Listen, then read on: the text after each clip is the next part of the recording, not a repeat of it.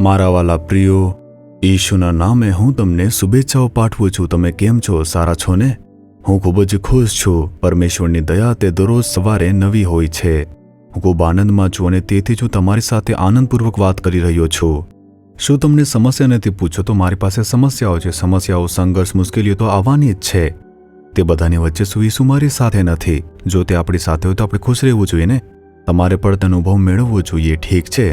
શું તમે આ જગ્યા જોઈ? તે સુંદર છે ને? અહીં એક નદી વહી રહી છે, પાણીનો અવાજ સંભળાય છે. શું તે સુંદર લાગતું નથી? આલ્પ્સ પર્વતમાળા છે ને, ત્યાં સતત બરફ પડતો જ રહે છે અને જ્યારે તે જે બરફ છે તે ઓગળી જાય છે ત્યારે તે સતત પાણી બનીને ત્યાં વહેતું હોય છે અને પાણીને વહેતું જોવું કેટલું સુખદ હોય છે. જેમ જેમ પર્વતો ઉપર બરફ પડતો હોય છે તેમ તેમ તે ઓગળીને સતત પાણી બનીને વહે છે. પાણીની કોઈ અછત નથી. તેવી એક આ જગ્યા છે. અહીંની જે જમીન છે તે ખૂબ જ ફળદ્રુપ છે, ખૂબ જ સમૃદ્ધ છે. ચારે બાજુ હરિયાળી અને ફળદ્રુપતા છે. પાણીનો પ્રવાહ તેને ખૂબ જ ફળદ્રુપ બનાવે છે. આપણા જીવનમાં પણ સમૃદ્ધિ, આનંદ, શાંતિ અને સુખ હશે જો જીવંત જળ આપણને મળી જાય. જો તમે મને પૂછો કે પ્રભુ પાસે આજે કયું વચન છે તો ગીતશાસ્ત્ર 139 તેની 17મી કલમ. ઈશ્વરનો ભક્ત દાઉદ એક અદ્ભુત પ્રાર્થના કરે છે. તે શું કહે છે? હે ઈશ્વર, તમારા વિચારો મને કેટલા બધા મૂલ્યવાન લાગે છે.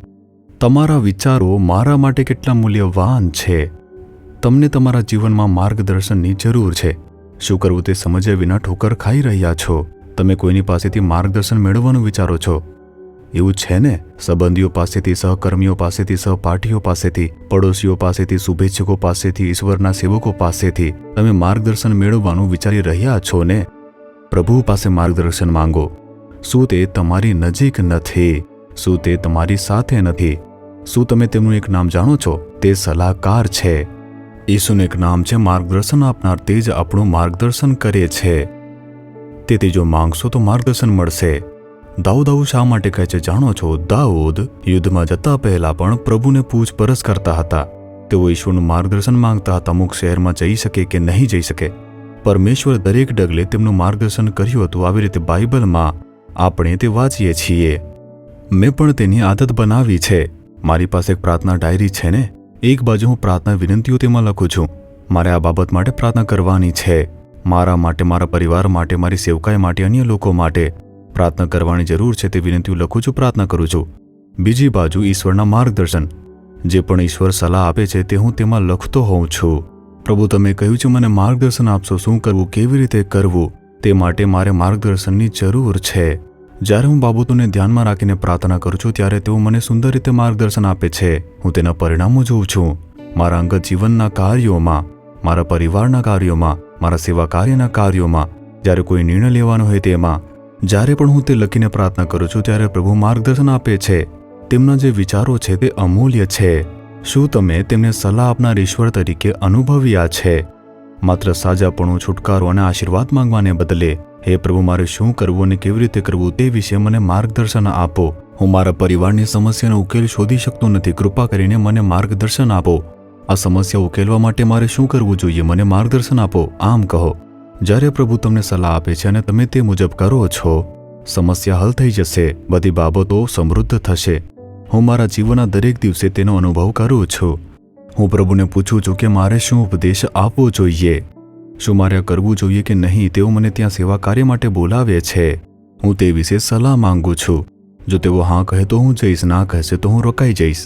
આ રીતે પરમેશ્વર પાસેથી માર્ગદર્શન માંગવાની આદત પાડો. ત્યારે તમારા જીવનમાં આનંદ અને ખુશી અને પ્રભુનું રક્ષણ તે હંમેશા માટે રહેવાનું છે. ઈશ્વરના વિચારો તે અમૂલ્ય છે. આજથી જ તેમના માર્ગદર્શન વિના તમે કંઈ પણ કરશો જ નહીં. નાની બાબત માટે પણ તેવું કરો. બાળકોને ક્યાં ભણાવવા તે પૂછી જુઓ. શિક્ષણ માટે બાળકોને કેવી રીતે માર્ગદર્શન આપવું તે પૂછી જુઓ. મારા બાળકો આવા છે તો તેમને સુધારવા માટે તમે મને માર્ગદર્શન આપો. આવી રીતે કહો. મારા પતિ, પત્ની, સાસુ કે પુત્ર સાથે આવી રીતે સમસ્યા છે. મારે તેમને કેવી રીતે સુધારવું તેમની પાસે માર્ગદર્શન માંગો. તેઓ દરેક બાબતમાં તમને અદ્ભુત રીતે માર્ગદર્શન આપશે. તેઓ તમને અદ્ભુત રીતે દોરી જશે. આજથી જ તેમની પાસે માંગો, પ્રભુ તમે મારા સલાહકાર બનો અને મને માર્ગદર્શન આપો. આજે જ આ બાબતમાં શું કરવું તે હું જાણતો નથી. પ્રભુ, આજે પણ મારા હૃદયને માર્ગદર્શન આપો, મને પ્રેરણા આપો અને આ બાબત વિશે તમે મને જણાવો. મારે શું કરવું જોઈએ તે અંગે તમારી સલાહ દ્વારા મને માર્ગદર્શન આપો. હું તમારી સલાહ મુજબ ચાલવા માટે સમર્પિત થાઉં છું. ઈસુના નામે આમેન આમેન. જીસસ રીડીમ્સ ગુજરાતી યુટ્યુબ ચેનલને સબસ્ક્રાઇબ કરો. દરેક નવા કાર્યક્રમની માહિતી મેળવવા માટે બેલ આઇકન પર ક્લિક કરો.